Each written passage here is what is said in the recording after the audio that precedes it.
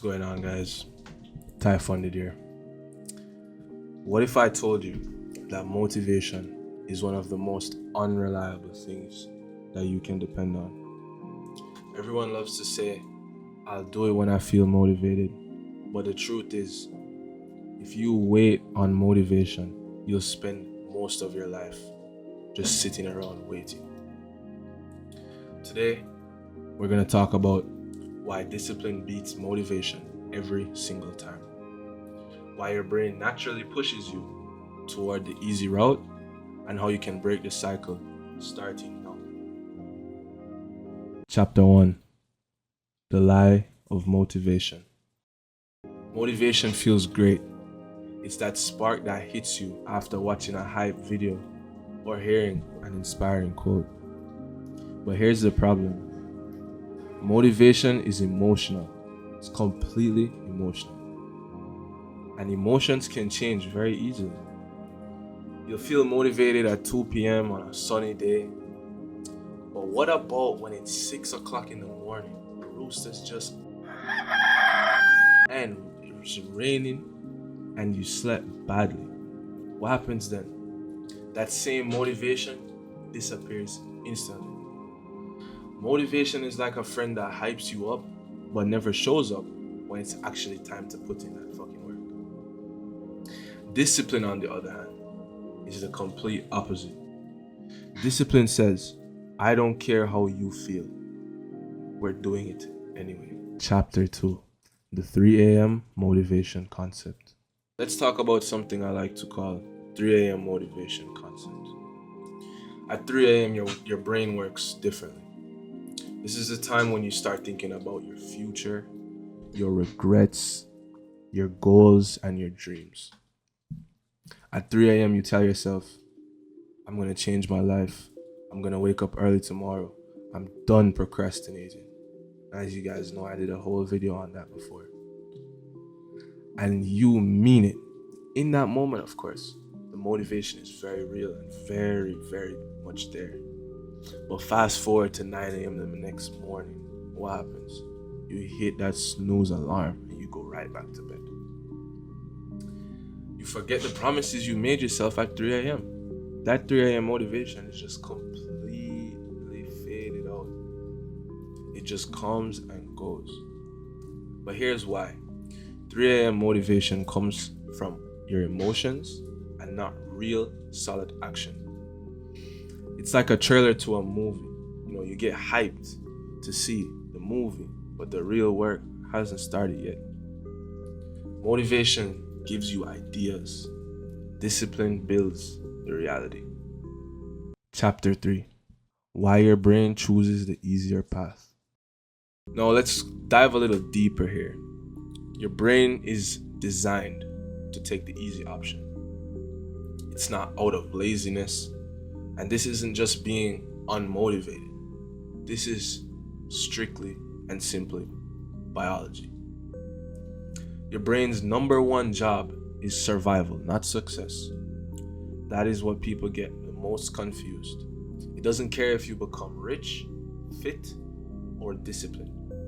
It only cares about conserving energy and avoiding self-inflicted discomfort. So when you say, and you think, maybe I should work out today, your brain replies and it's just like, oh. Or we could stay in bed, conserve calories, put on some Netflix and stay comfortable because you deserve it. Because we can't die. This survival wiring is just ancient. From as early as the beginning of time. Back when wasting energy meant the possibility of starving to death. Today, it just means not doing the things that would improve your life for the better. Your brain automatically picks easy because that's the safe option. But here's the twist. We don't live in a survival world anymore, not like we used to back when cavemen and dinosaurs were running around the earth. We live in a world where success requires voluntary discomfort. You gotta put yourself in an uncomfortable situation. And discipline is the tool that we use to override that ancient writing. Chapter 4: Discipline is a system. Discipline is not about being a superhuman. That is a common misconception. It's not about being perfect. It's about building systems that work even when you don't feel like it. A disciplined person is not stronger than you. They just have habits that carry them even on bad days. Do you think successful traders, athletes, entrepreneurs, and artists wake up motivated every single day? Absolutely not. They build routines that don't depend and rely on emotion. They show up because it's what they do, not necessarily what they want to do, but it's what they do. Not because they feel inspired, but because they have discipline. Discipline is very boring, but boredom builds greatness, or boredom can be your worst enemy. Chapter 5: How to build discipline. First of all, make those goals smaller. Your brain fears big tasks. It just feels like it's everything all at once. You gotta set smaller tasks and pave the way there to that big task. Break them into tiny steps so that the survival mode of your brain doesn't trigger and kick in. Number 2, remove choice. If you decide at the moment, you'll choose the easier path. Plan ahead so that the decision is already made. Number 3, create friction for the bad habits. Delete certain apps. Limit distractions. Social media can be your biggest tool or your biggest enemy.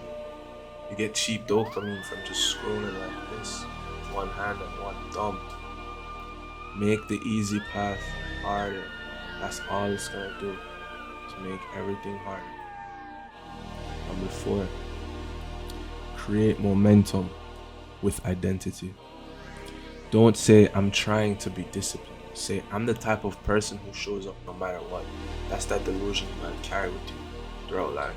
If you're not that person yet, you gotta say to yourself, I am that person. Look yourself in the mirror dead straight, dead ass every morning and say, I am that person. I am that disciplined person. So that you believe it, so that you can achieve it. Because identity builds actions. Action builds discipline. And discipline builds success. Now, my final note: motivation feels good, but discipline is what gets those results. So stop waiting for some magical moment where you just feel like it. Because I guarantee you, if you sit around waiting your whole life for that moment, you're gonna realize that perfect moment was right now, in the present. Start building discipline today and watch your entire life transform.